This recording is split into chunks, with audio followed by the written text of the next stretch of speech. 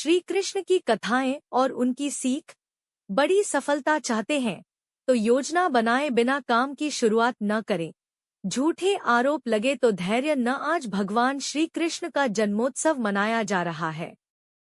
श्री कृष्ण से जुड़ी कथाओं में जीवन प्रबंधन के ऐसे सूत्र हैं जिन्हें अपनाने से हमारी बड़ी बड़ी समस्याएं दूर हो सकती हैं। जन्माष्टमी के अवसर पर पढ़िए श्री कृष्ण की कुछ खास कथाएं और उनकी सीख। बड़ी सफलता चाहते हैं तो योजना बनाए बिना काम की शुरुआत न करें। जब भगवान विष्णु श्री कृष्ण रूप में अवतार लेने वाले थे, देवकी और वसुदेव कंस की कैद में थे। कंस ने देवकी वसुदेव की 6 संतानों का वध कर दिया था। 7वीं संतान के रूप में बलराम देवकी के गर्भ में आए तो भगवान विष्णु ने योगमाया से कहा था कि आप इस 7वीं संतान को देवकी के गर्भ से निकालकर वसुदेव जी की दूसरी पत्नी रोहिणी के गर्भ में स्थापित कर दो। इसके बाद कंस को ये सूचना दी जाएगी कि 7वां गर्भ गिर गया है। योगमाया ने ऐसा ही किया। इसके बाद जब 8वीं संतान के जन्म का समय आया तो भगवान ने योगमाया से कहा कि अब मेरे अवतार लेने का समय आ गया है। जब मेरे अवतार का जन्म होगा, ठीक उसी समय आप गोकुल में यशोदा के गर्भ से जन्म लेना। वसुदेव जी कंस के कारागार से निकालकर मुझे गोकुल पहुंचाएंगे और आपको लेकर कंस के कारागार में आ जाएंगे। जब कंस 8वीं संतान को मारने के लिए आएगा तब आप मुक्त हो जाना। भगवान ने जो योजना बनाई थी उसी के अनुसार श्री कृष्ण का अवतार हो गया। कथा की सीख। इस कथा में भगवान ने संदेश दिया है कि जब भी कोई काम करना हो तो उसकी योजना जरूर बनाएं। योजना अच्छी होगी तो सफलता जरूर मिलेगी। ऐसे काम न करें जिनकी वजह से गलत लोगों की ताकत बढ़ती है। बाल कृष्ण माखन चोरी की लीला कर रहे थे। गोकुल के इस वजह से काफी परेशान थे। एक दिन गांव के नंद बाबा और यशोदा के पास पहुंचे और कान्हा की शिकायत करने लगे। नंद बाबा ने कृष्ण से पूछा कि तुम माखन चोरी क्यों करते हो, जबकि हमारे घर में तो बहुत माखन है। कृष्ण ने कहा कि आप लोग मेहनत से दूध, दही, घी, माखन तैयार करते हैं और फिर ये चीजें करके रूप में दुष्ट कंस को दे देते हैं और इस वजह से गांव के बच्चों को माखन नहीं मिलता है। आपके इस काम से कंस की ताकत लगातार बढ़ रही है।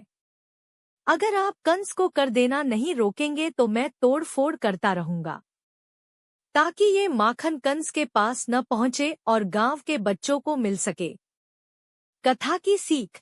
इस कथा में श्री कृष्ण ने संदेश दिया है कि हमें ऐसे काम नहीं करना चाहिए जिनकी वजह से गलत लोगों की ताकत बढ़ती है।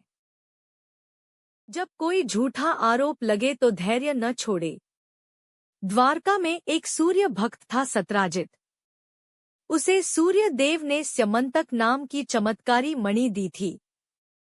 ये मणि रोज 20 तोला सोना उगलती थी।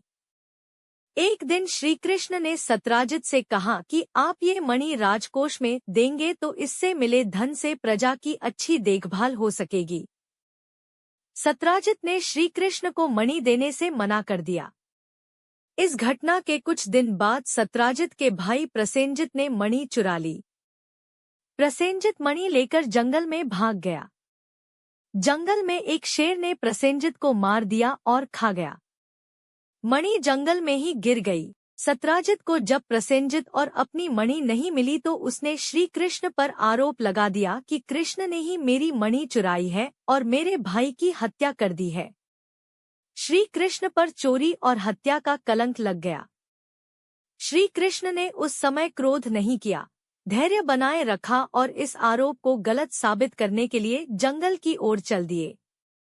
जंगल में श्री कृष्ण को शेर के पैरों के निशान दिखे और निशान के पास हड्डियों का ढेर दिखा।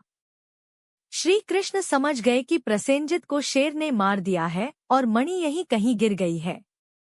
श्री कृष्ण मणि खोजते हुए एक गुफा में पहुंच गए। गुफा में जामवंत रहते थे। श्री कृष्ण ने मणि मांगी तो जामवंत नहीं दी। इसके बाद दोनों का युद्ध हुआ। युद्ध में श्री कृष्ण जीत गए। जामवंत समझ गए कि ये भगवान श्रीराम के ही अवतार हैं।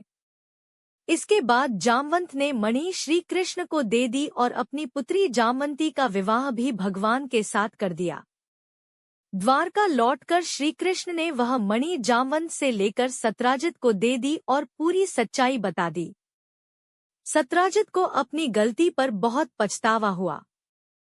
कथा की सीख। हमारे ऊपर जब भी झूठे आरोप लगे तो हमें धैर्य नहीं छोड़ना चाहिए, बल्कि शांति से पूरी बात समझें और आरोपों को झूठा साबित करें। कभी भी अपने बल पर घमंड न करें और दूसरों को कमजोर न समझें। महाभारत युद्ध में अर्जुन और कर्ण आमने सामने थे। दोनों दिव्य अस्त्र शस्त्रों से लड़ रहे थे। जब जब अर्जुन के तीर के कर्ण के रथ पर लग रहे थे तो कर्ण का रथ बहुत पीछे खिसक रहा था। दूसरी ओर जब जब कर्ण के तीर अर्जुन के रथ पर लगते तो उसका रथ थोड़ा सा ही पीछे खिसकता था। ये देखकर अर्जुन को घमंड हो गया कि उसके बाणों में ज्यादा शक्ति है। अर्जुन ने ये बात श्री कृष्ण से कही तो भगवान ने कहा कि तुम्हारे बाणों से ज्यादा शक्ति कर्ण के बाणों में है।